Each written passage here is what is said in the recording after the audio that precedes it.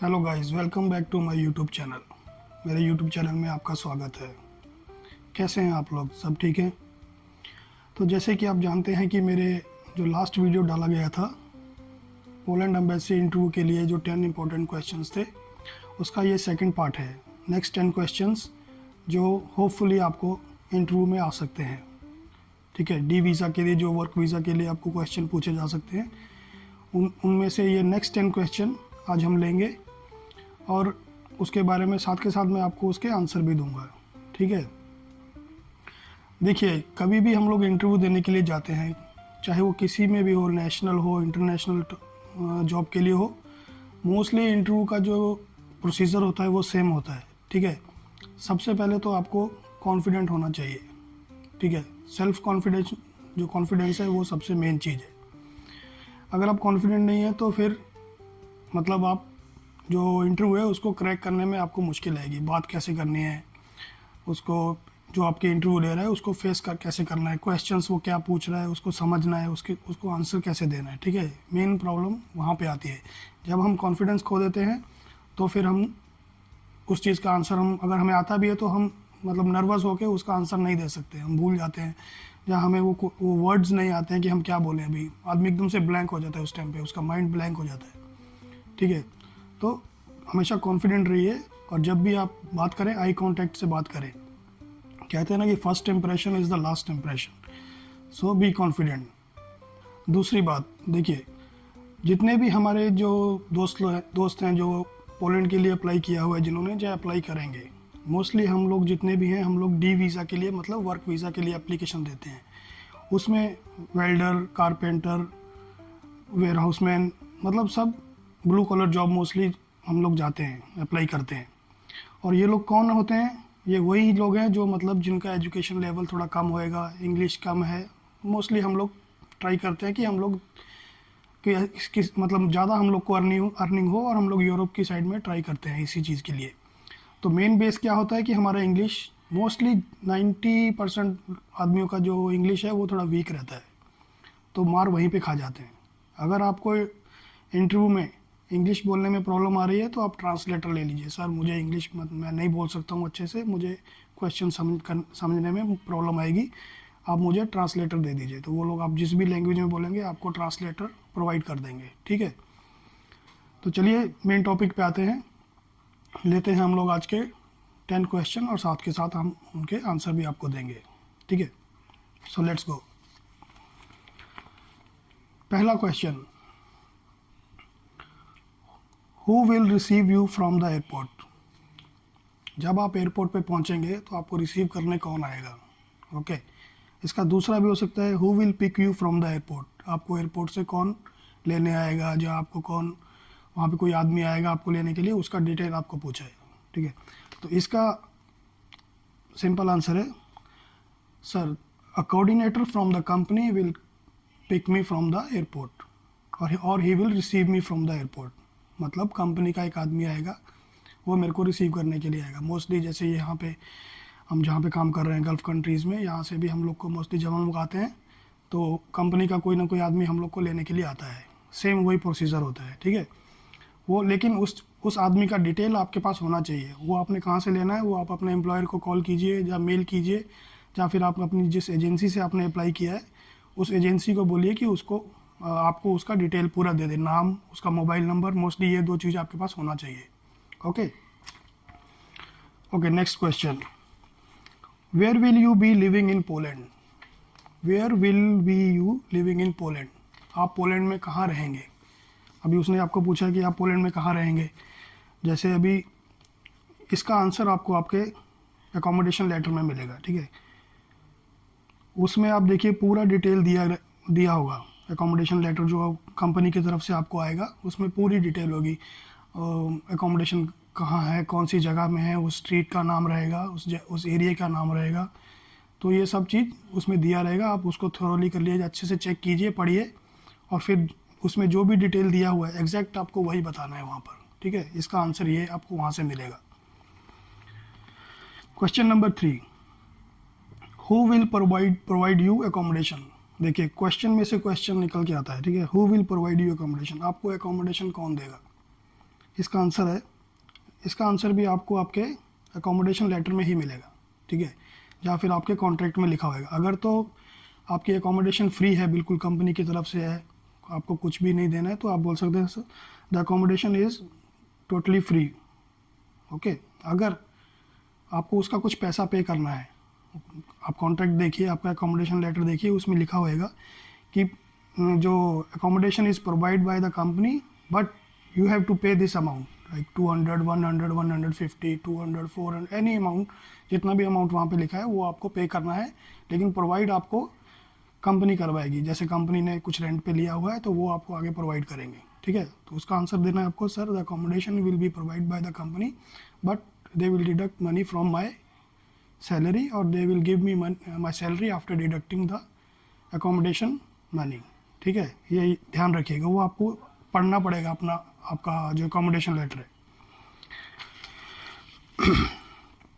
Next question, does the company provide food, क्या company आपको खाना देगी, ओके। नेक्स्ट क्वेश्चन है, does the company provide food, इसका भी आंसर आपको आपके कॉन्ट्रैक्ट में ही मिलेगा। अगर कंपनी ने आपको खाना प्रोवाइड किया है, दे रही है, मोस्टली अगर खाना दे रही है तो फ्री ऑफ कॉस्ट रहेगा, ठीक है। तो इसका आंसर आपको देना है येस और नो में। अगर दे रही है yes sir company will provide me food, और देख लीजिए अगर उसमें आपका कोई कॉस्ट वगैरह कटिंग करने का लिखा हुआ है तो बता दीजिए yes sir company will provide me food but they will deduct the money from my salary, okay. अगर फ्री है तो बोल दीजिए sir the food is provided by the company and it's totally free, okay.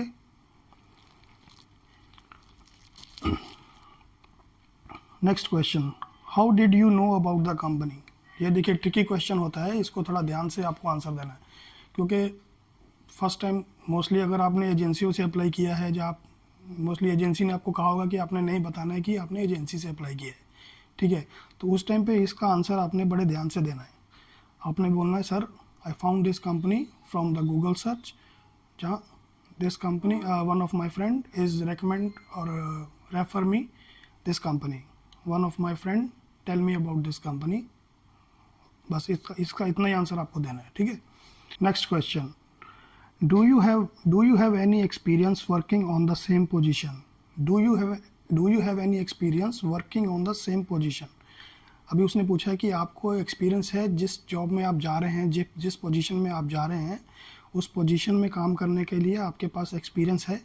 अगर आपने काम किया है, एक्सपीरियंस लेटर साथ में लगाया तो बोल दीजिए yes sir I have experience in the same job I am going to work, ठीक है। इसका सिंपल आंसर है yes sir I have experience and I have attach my experience letter with my application, that's it, okay. अगर आपने ये नहीं कहना कि नहीं सर मेरे पास इस चीज़ का एक्सपीरियंस नहीं है, मेरे पास दूसरा एक्सपीरियंस है वो मैंने लगाया, वो गलत हो जाएगा, रॉन्ग हो जाएगा। आप जिस जॉब के लिए जा रहे हैं आपको वही एक्सपीरियंस दिखाना पड़ेगा। अगर आपके पास एक्सपीरियंस नहीं है तो आपने बोलना है no sir I don't have experience in this field but I know this work how to do, ठीक है। इसका सिंपल आंसर है। Next question, do you have a covered health insurance for this trip, क्या आपके पास health insurance है जो इस trip को कवर करेगा। हेल्थ इंश्योरेंस पूछेंगे अभी आपसे, ठीक है। आपने बोल देना मोस्टली आपके पास होएगा हेल्थ इंश्योरेंस, तो आपने करवाया ही है ट्रिप के लिए, ठीक है। आपने बोलना yes sir I have the health insurance covered my whole visa duration and I have submitted the copy with the application, कि मेरे पास हेल्थ इंश्योरेंस है और इसका कॉपी मैंने एप्लीकेशन के साथ लगाया हुआ है, ठीक है। इसका इतना ही आंसर है। Next question, have you booked और ब्रॉड द फ्लाइंग टिकट, क्या आपने एयर टिकट बुक की है जहां आप एयर टिकट अपने साथ लेके आए हैं, ठीक है। इसका क्वेश्चन ये है, आपने बुक किया ही होएगा टिकट, आपको बुक करके लेके जाना है, ठीक है। तो इसका आंसर देना yes sir I have booked my ticket and I have bring with me and और I attach the copy with the application form. Simple answer है, कुछ आपको ज़्यादा घुमा के इधर उधर नहीं बताना है, कट टू कट आपको बताना है। पूछा है आपके पास आपने टिकट बुक किया है, हाँ सर मैंने टिकट बुक किया है, बस ज़्यादा नहीं बताना है कहाँ से कहाँ किया है, कहाँ से कहाँ तक किया है। अगर वो पूछते हैं तो आपको डिटेल आपको पता होना चाहिए कि हाँ मैंने इस एयरपोर्ट से इस एयरलाइन का किया हुआ है। लेकिन आपको ये पूछ सकते हैं वो कि कौन सी एयरलाइन है, आप कहाँ पर लैंड करेंगे, ये सब चीज़ आपको पता होना चाहिए, ठीक है। Next question, how do we know you will return home with in the visa allowed period. सबसे मेन क्वेश्चन है ये, ठीक है। मोस्टली आदमी जो रिजेक्शन आता है वो ये इसी क्वेश्चन के वजह से आता है, क्योंकि आप कन्विंस नहीं कर पाते हैं उनको कि आप ये पूछ रहे हैं कि हमें कैसे यकीन हो कि आप वापस आएंगे, ठीक है। तो उनको आपको बताना है कि हाँ मैं वापस आऊँगा, मेरी फैमिली है पीछे, मेरे बच्चे हैं, मेरी ज़मीन जायदाद जो भी आपकी प्रॉपर्टी है वो मैं उसको छोड़ के नहीं जा सकता, मुझे वापस आना है। इस चीज़ के लिए आपको उनको कन्विंस करना ही पड़ेगा, ठीक है। इसका आंसर देना है, sir my parents are getting old, I have to look after them and also the property that I own. Simple answer है इसका कि मेरे पेरेंट्स पीछे हैं और जो वो बूढ़े हो रहे हैं, मुझे उनका ध्यान रखना है और मैं इसलिए वापस आऊँगा, और मेरी प्रॉपर्टी भी इंडिया में ही है, या नेपाल में है, या बांग्लादेश में कहीं पर भी है, मैं उसको छोड़ के नहीं जा सकता हूँ। इसका ये आंसर है। तो लेते हैं आज का last question, how long are you going to stay. आप कितने टाइम के लिए आप पोलैंड जा रहे हैं, वो पूछेगा। How long are you going to stay, आप कितना टाइम वहाँ पे जाना चाहते हैं, वहाँ पे रहना चाहते हैं, जहाँ आपने कितने टाइम के लिए जा रहे हैं। अपनी मर्ज़ी से नहीं बोल देना सर मैं 1 साल के लिए जा रहा हूँ लेकिन उसके बाद में फिर मैं एक्सटेंड करूँगा, फिर मैं ये करूँगा, मैं वो करूँगा, नहीं। जितना आपका वीज़ा है आपको उतना ही बताना है कि मेरा वीज़ा 1 साल का है और मेरा जो वर्क परमिट है वो 1 साल का है, और 1 साल के अंदर जब मेरा वीज़ा ख़त्म होएगा उससे पहले मैं वापस आ जाऊँगा, अपनी कंट्री में वापस जाऊँगा। इसका सिंपल आंसर है 1 year as per my work permit and visa duration. मतलब मैं सिर्फ 1 साल रहूँगा अकॉर्डिंग टू मेरा वर्क परमिट, और जो मेरे को वीज़ा मिलेगा 1 साल, तो मैं 1 साल तक वहाँ रहूँगा, उससे पहले मैं वापस आ जाऊँगा। 1 साल अपना वर्क परमिट ख़त्म होने से पहले मुझे वापस आना है। इसका आपको आंसर ये देना है। सो दैट्स ऑल गाइस, आज के लिए इतना ही। क्वेश्चंस को अच्छे तरह से बार बार पढ़िए, उनका आप अपने ध्यान में रखिए, उनकी तैयारी कीजिए, क्योंकि चांस एक बार ही मिलेगा, ठीक है। आपको भी पता है, आप और भी वीडियो देख सकते हैं, आपको जहाँ से इन्फॉर्मेशन मिलता है आप वहाँ से इन्फॉर्मेशन लीजिए।